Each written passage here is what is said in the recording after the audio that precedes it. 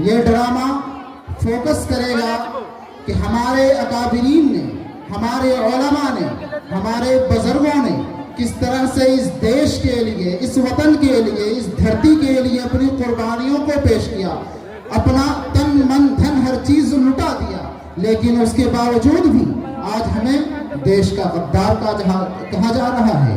आज हमें इस देश से निकालने की साजिशें रची जा रही हैं। हमारे मकातिब, मसाजिद, खानकाहों को बंद करने की कोशिशें लगातार जारी हैं। तो इसी पर यह ड्रामा पेश करने जा रहे हैं। इस ड्रामे के लिए आपके सामने हाजिर हो रहे हैं मोहम्मद अशफाक, सुफियान, सज्जाद, इकराम, मुजाहिद, आतिब, जाहिद, गुलाम अख्तर और आजम। ये जो आप सफ़ेद रीश में देख रहे हैं, ये वो बूढ़े बुजुर्ग हैं जिनके वालिद, जिनके दादा इस देश की आज़ादी में हिस्सा लिए थे। नमक सत्याग्रह में भी हिस्सा लिया था, जो कि चंपारण से शुरू हुआ था। गांधी जी का बिल्कुल साथ दिए थे। तो ये बूढ़े अपनी रौदात पेश करेंगे। कितने ख्वाब देखे थे हमने, मेरे वालिद ने जेलें काटी, नमक सत्याग्रह में लाठियां खाई, हमने गोलियां खाकर भी कहा हिंदुस्तान जिंदाबाद। आज अपने ही देश में हमसे शनाख्त मांगी जा रही है।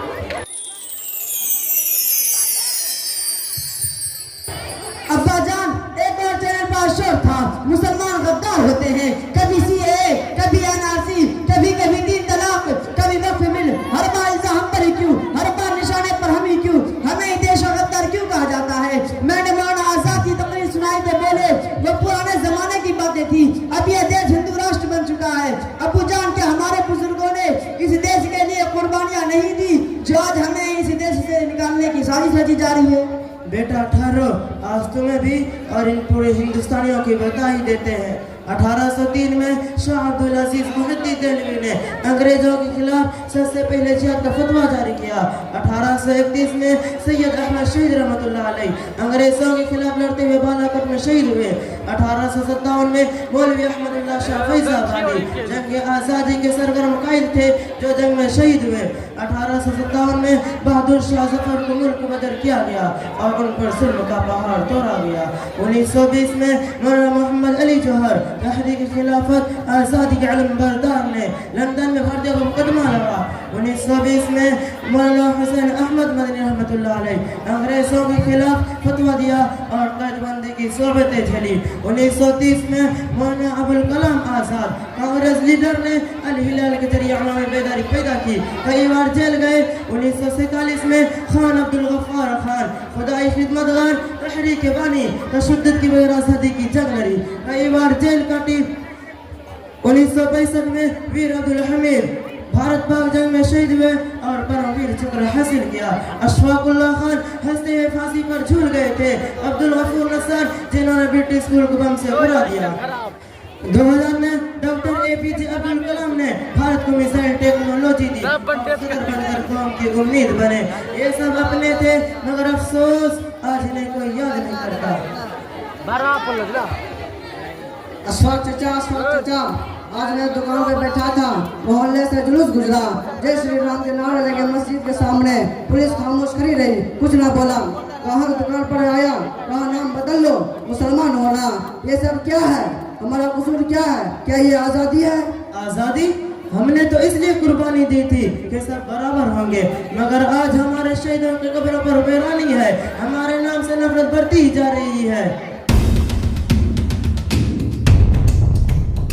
मारो मारो गालक जा रहा, मारो मारो गालक जा रहा, नहीं रुक रहा, गोली ही मारो।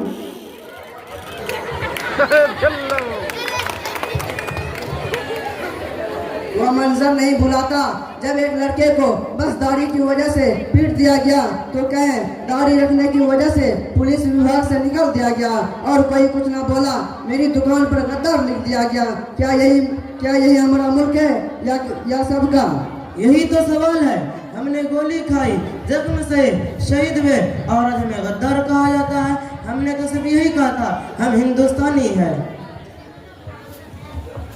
अशफाक भाई, मैं जानता हूँ आपके वालिद ने मेरे दादा की जान बचाई थी आजादी की लड़ाई में। ये नफरतें लोग आपके नहीं इस देश के दुश्मन है। हमें साथ रहना है क्योंकि एकता में ही ताकत है, एकता से ही हमारा देश मजबूत होगा।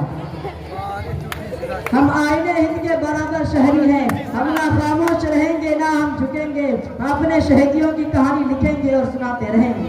हम अंकारी नहीं इनकलाबी है, हम बानी है इस वतन के पनाह हुसैन नहीं।